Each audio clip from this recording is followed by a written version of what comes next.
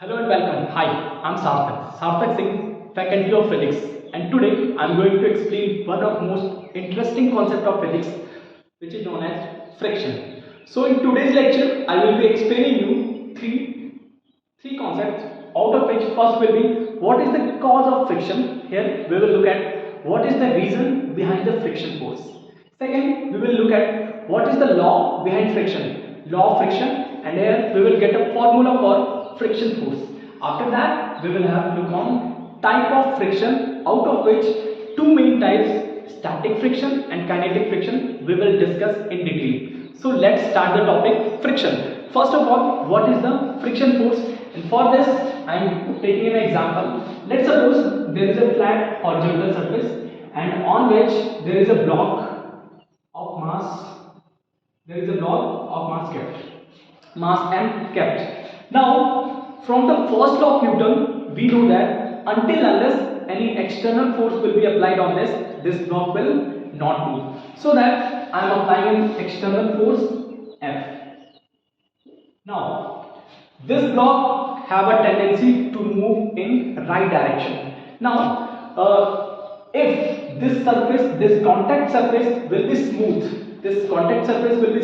then there is no scope of friction force. Friction force will only arise when this surface will be rough. So that I am assuming that this surface is rough surface. This contact surface is rough surface.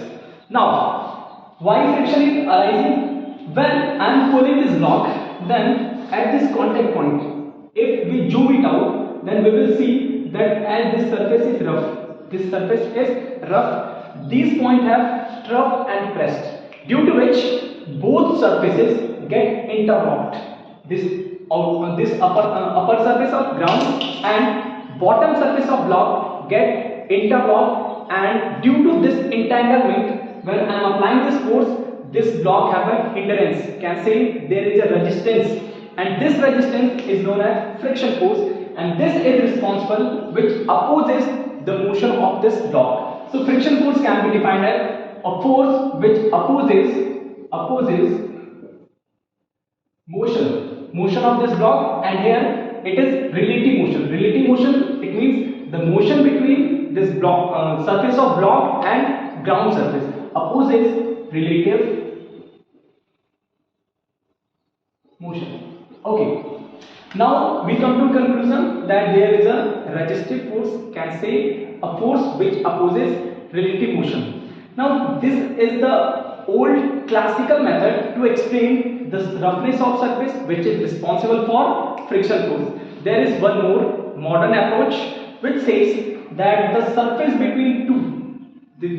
contact surface between two objects, there is a force of attraction which is due to intermolecular force of attraction due to electrons and protons, and this force is also known as electromagnetic force of attraction, which causes this friction force. Now it is clear that the cause of friction is roughness of surface, due to which contact surface these particles get interlocked and which opposes motion. And modern approach says there is a force of attraction which is electromagnetic force of attraction which causes friction force. So till here we are clear that the friction force will oppose and its direction will be opposite to the motion. I am assuming that small f will represent friction force. So if there is a friction force, this is action, due to which there also comes a reaction force from third law of Newton. Newton's third law says every action has equal and opposite reaction. If action force acts on block, then reaction will act on ground surface. So till now we are clear that what is the cause of friction. Now let's understand what is the law behind this friction force. So law, it states that we will get a formula. What is the formula of friction force?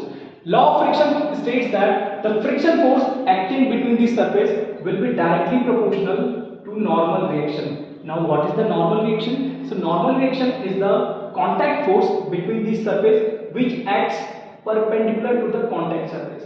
This is contact surface, and perpendicular to this will be normal reaction, and it will be represented by capital N. Now its law states that friction will be directly proportional to normal reaction. Now proportional will be removed from a constant which is mu. This mu is known as coefficient of friction. Coefficient of friction, which totally depends on property of surface. Can say the roughness of surface will indicate us what is the coefficient of friction.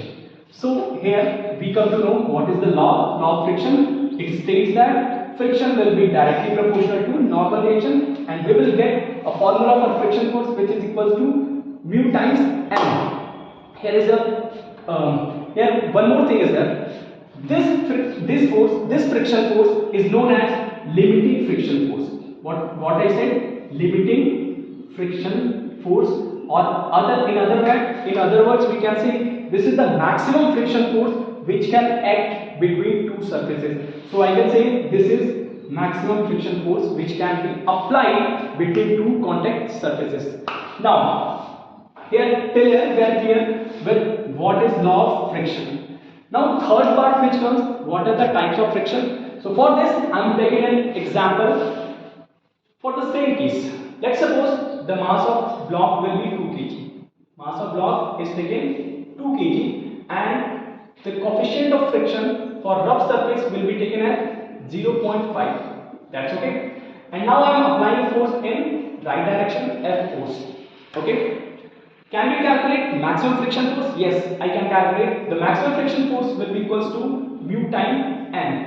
Now, normal reaction will be perpendicular to the direction, perpendicular to the contact surface, and there is a force of gravity which will be equals to mg. Mass is 2, so it will be equals to 2g. So normal is balanced by this mg force. So I can write mu will be equals to mg. Putting the values, we will get maximum friction force equals to mu will be 0.5 and will be 2 kg and g will be 10. So we will get 10 Newton of force, which is maximum value of friction force.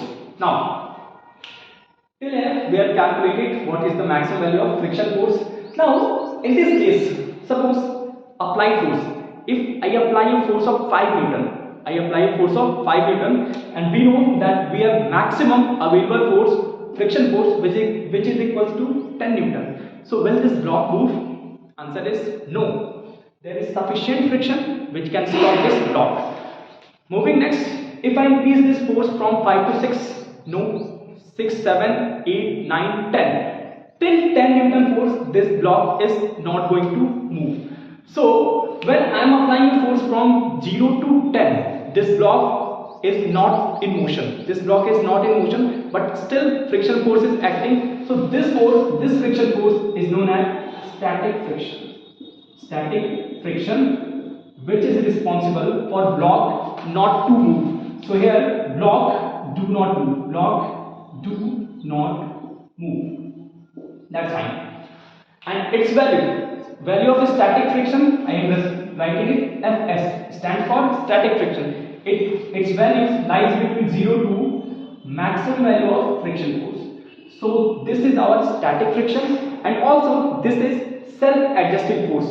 What I said, self-adjusting force. It means that if I will apply force of 5 Newton, the friction force will be 5. If I apply 6, then 6, 7, then 7, 10, then 10. So this force gets self-adjusted, so that it is also known as self-adjusting force. Okay. So what will happen if force will be increased from 10? Let's suppose I apply a force of 11 Newton. Then what will happen? It will happen that block will start moving. This block will start moving. Then if block starts moving, then also there will be friction force acting, and this friction force will be known as kinetic friction. So the second type of friction is kinetic friction. This friction acts when block moves, when block or body moves, and this force, friction force Fk, will be equals to maximum value of friction force, and this force is always constant, which is equals to maximum value of static, maximum value of friction force. So till now here we came to know that there are two type of friction force. One is static when body is at rest, and another is kinetic friction when body starts moving. So I am concluding all this. So in this lecture we understood what is meaning of friction, why do friction force acts, what is the cause of friction. So there were two causes. First of all, just a minute. So there were two causes. First of all, there is roughness of surface which is responsible for friction, and another we came to know that there is intermolecular force of attraction which is electromagnetic force of attraction. This was the cause of friction. After that we came to know that what is the law of friction. Law of friction gives us the formula: the maximum friction force which can act will be equals to mu times normal reaction. So this is also known as limiting friction. After that we came to know what are the types of friction. There are two types: static friction and kinetic friction. Static friction acts when body is still at rest, and kinetic friction acts when body starts moving. So that's all for this topic. So this was the only basic concept of friction, and for furthermore there are other concept in friction force like inclined plane, two block system, which we will study in further classes. Thank you.